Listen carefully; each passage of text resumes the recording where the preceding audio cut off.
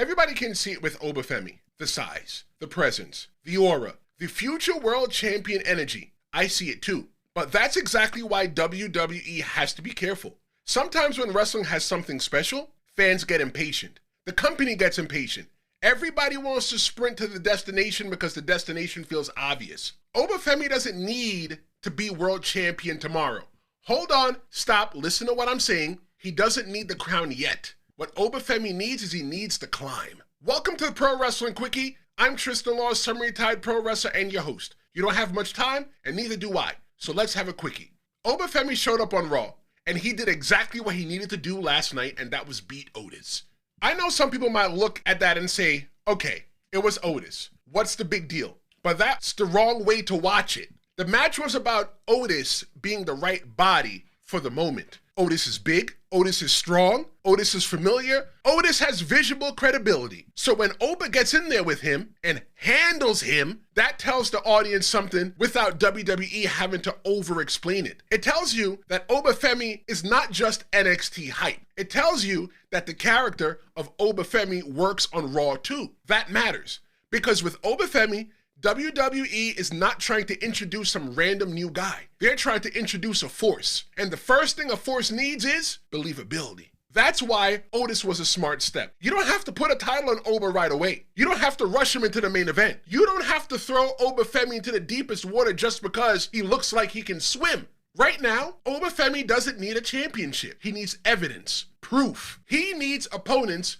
who make you say, okay, if he can do that to him, this is real. And that's where the booking has to be smart. Oba Femi looks like a future world champion. I'm not denying that. But he's also 22 years old. 22 years old. Do you know how old Roman Reigns is? Don't worry, don't look it up, because I already did. Roman Reigns is 40 years old. So when people online are rushing Oba Femi to the main event, I get it. I understand why.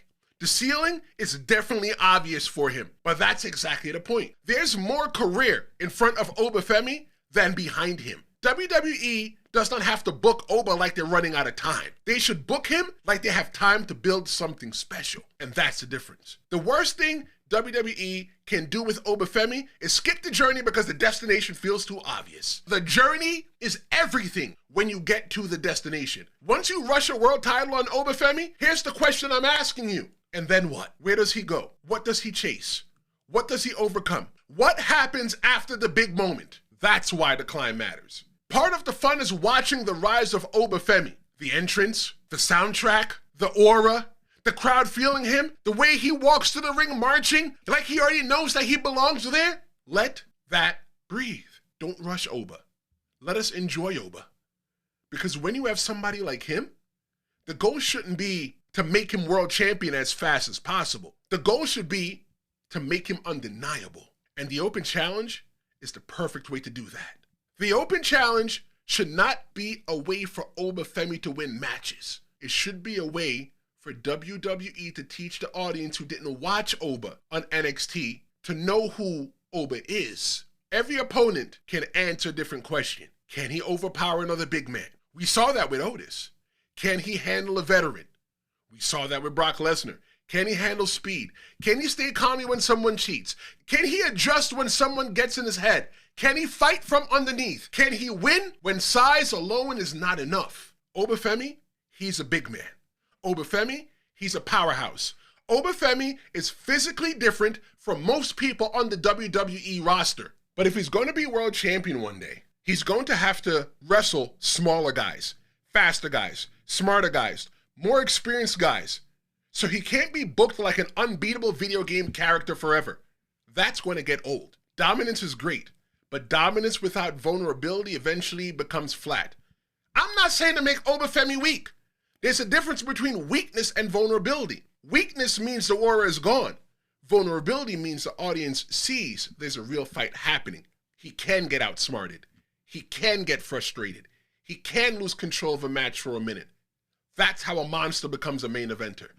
That's how a powerhouse becomes a world champion. It's not about how hard you hit when everything is going your way. It's about you having the answers when someone changes the questions. That's why I like the idea of someone like Drew McIntyre being part of Oba Femi's next real step. Not immediately as some rushed main event thing, but maybe a story going through the summer. That could work. Because Drew McIntyre is perfect for Oba Femi. Drew McIntyre is big enough to stand across from him in the ring and look credible. Drew is established enough that Oba Femi beating him would mean something. Drew can talk enough that Oba doesn't have to carry the entire story on the mic. And Drew has the perfect argument. He can look Oba Femi right in the face and say, "Oh yeah, you beat Brock? So did I." That's the line that's going to matter the most. Now, Oba Femi's biggest accomplishment is not just a celebration. It becomes the conflict. Drew can say everybody's cheering for you. Everybody's calling you the future. Everybody's acting like you earned something just because you beat Brock Lesnar at WrestleMania and threw around Otis. But I beat Brock too. I carried the company. I've been here. I've done the work. So what makes you special? That's a story. That's not just big man versus big man. That's status. That's resentment. That's the established star looking at the new force and saying, "You're not special yet. You just started going here." And that's exactly the kind of obstacle Oba needs. Not a title, he needs an obstacle. Because right now, Oba Femi does not need to be crowned. He needs to be tested. That's a difference. Crowning him too early gives you a moment. Testing him the right way gives you a star. That's where I think WWE is on the right track, at least for now. The match with Otis, it worked because it was the right kind of step. It was a credible body placed in front of Otis so the Raw audience could see what the NXT audience already knew. This guy's different. Now, the next step has to matter too. Don't just feed him random bodies every week and call that a push. Give him credible problems. Give him big men. Give him veterans. Give him somebody like Drew McIntyre who can challenge the meaning of his rise. And most importantly, give him time. Oba Femi's not a project. Oba Femi already has the look. He has the presence. He has the aura. He already feels like a future world champion. But that's exactly why WWE needs patience. A future world champion doesn't need a fast track. He needs a road worth traveling. And here's the bar. Oba Femi doesn't need the crown yet. He needs to climb. That's the story. Not whether Oba Femi can be world champion, because I know, you know, he can be a world champion.